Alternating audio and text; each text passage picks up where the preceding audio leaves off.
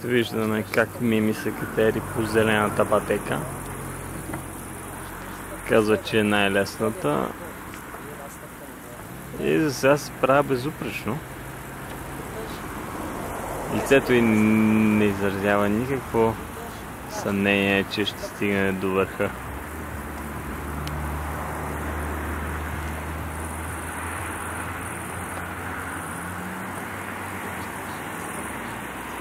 Сега е интересната част, когато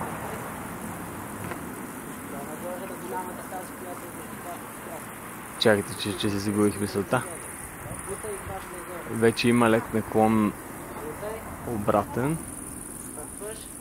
Стъпвай с левия и след това с десни. Голямата стърчаща с двете ръце може да я хванеш. Бутай, стъпи. Още много малко остава до върха. Стъпвай, буташ. Ето така. Голямата настъпя руда. Стъпи на стърчащата. Хващай горе лявата. Бутай. Бутай. Къди? Ясно.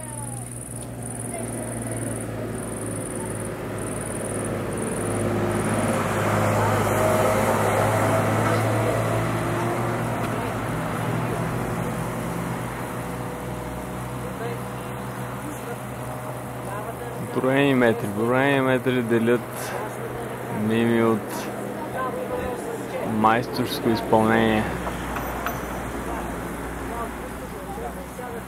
Професионално изпълнение.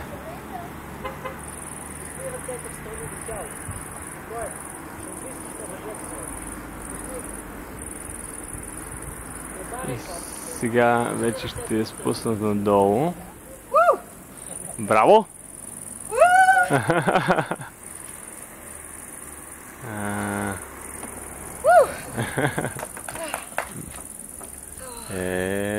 Много добре, бей. О, горката се изморих, беше гадно. Трябваше да спирам. Агентът знам, че това е най-гадно тежко. Няма как да почиваш, защото ти си под напрежение пак.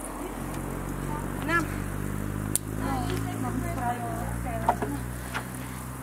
Браво, Сенчо.